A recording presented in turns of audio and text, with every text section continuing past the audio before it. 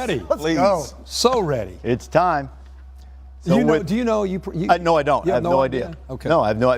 Hey, y'all didn't get the. I got it all right. Look, here. look, you have it. Hey man, you're not new here. You know we don't see it ahead of time. I know. I just want This to is year reassure 9. everybody. Are we going People 6 to texted 1 me like or No, one to it's something? 1 I don't through know. 4 1 through here this 4 year. now, The okay. opening, then we'll show the rest of the top 25. 1 through 4. Yeah. 1 through the 4. suspense is at the back. Homer and Jesse. Yeah. So we're going to start Homer at and 1. Like this is their first year here. It's like Christmas again. Are we going to start at 25? Or how are we going to do this? Here's the other thing, Joey. Think about this. This is the penultimate year, next to last, that we'll have this format. One more time, then it goes to 12. Joey, while you We'll got also it. show you after we unveil the whole top 25 how the 12-team format would look this year, which will be kind of instructive as well. So, college football playoff rankings presented by AT&T 5G. The top seed in the college football playoff is the Georgia Bulldogs. No surprise here, as Georgia, the reigning national champion, they go back, and they're the 4th different team to be a number 1 seed in the college football playoff. Typical number 1 team. They just got better as the year went on. Dealt with the pressure of being the defending champs. The offense, defense gets a lot of the attention because of Kirby, but the offense this year, juggernaut. Whoever matches up with them better get used to 12 personnel, running game, play action pass, and a quarterback that plays with a chip on his shoulder. Alabama, Clemson, LSU previously have been number 1 seeds in the college football playoff. Now Georgia joins them at 13 or no. And number 2, we assume we're about to see Michigan here. There they are. How about Michigan? Soft non-conference schedule to start the year, but that win against Ohio State on the road, that was an absolute statement. Winning it by 22, and this is a very complete team offensively and defensively. Of course, we know about the injury to Blake Corum at running back. They're going to need J.J. McCarthy to continue playing the way he's been playing these last 2 games versus whoever they end up facing in the semifinal. But right now, this is the most explosive offense I've seen from Jim Harbaugh. And 7's pretty good.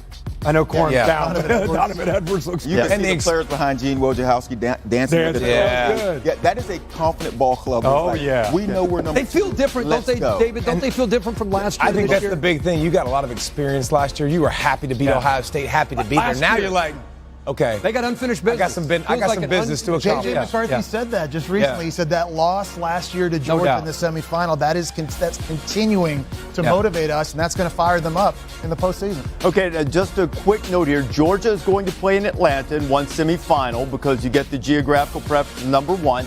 That will place Michigan in the Fiesta Bowl in Phoenix. And the question is, will it be a rematch against Ohio State or someone else sitting at number 3? Let's have a look at the 3rd ranked team. Hey, all right. TCU holds its place. This is what you expected. I will admit, somewhat surprising. I thought Ohio State would get that 3rd spot. What do you think? TCU has earned this spot. They did it all season long. And so as we've talked about this team, and right there in the middle of the season, when they played 4 ranked opponents and they won those games, and people started... Look at Duggan. Look at Duggan. He's still trying to catch his breath. And he's still trying to catch his breath. This is something that they've earned, not just this season, but building up to this. Sonny Dykes done a terrific job with this team in his first season. But this is a respect that they've earned this spot, and it speaks to what they did all season long. Not just yesterday, not just losing in overtime in a 3-point game, but what they've done all season long. They deserve to be at number 3. Well, I think the thing with TCU all year long was a lot of close games, right? Back and forth. And you heard Boo talk about it, the chairman. He said defense had to improve. You saw the defense improve a little bit down the stretch, but we know they're explosive. We know they remained undefeated all throughout the season and then lost in the championship game. So I thought it was an interesting debate. Be a good matchup. Me too. It's really interesting, too, with Michigan and TCU. You have 2 teams making the college football playoff with quarterbacks who didn't start the season in Duggan's case, not the starter at all, and in McCarthy's case, not the undisputed starter. Now, TCU said that they're the 2nd team to make the playoff when unranked in the preseason. I want to posit this and build a little drama here.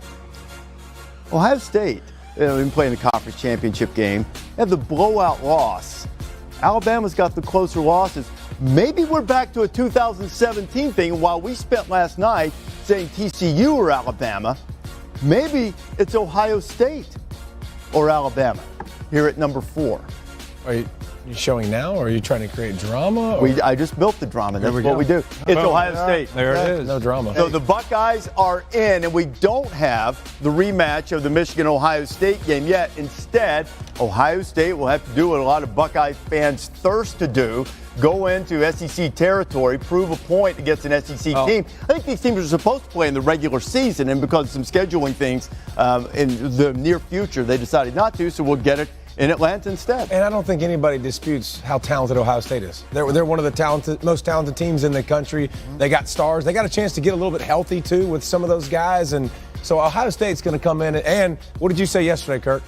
What did you say yesterday? I can't remember. in the many flights, what did you say yesterday about everybody's going to tell them for the next however many weeks? They're going to be poor mouth for 3 or 4 weeks. Yep. They're going to show up, whether it's good enough or not. There's always a team that shows up disrespected. Yep. And there's nobody that should show up more disrespected and angry than Ohio State. It's a team the committee liked all along. They were number 2 in every college football playoff ranking up until last week. The resume stands for itself. Impressive win against Penn State and Notre Dame. And also from the eye test, too, watching them, they're much more complete than they've been in years past. Their defense is a lot better this year under first-year DC Jim Knowles.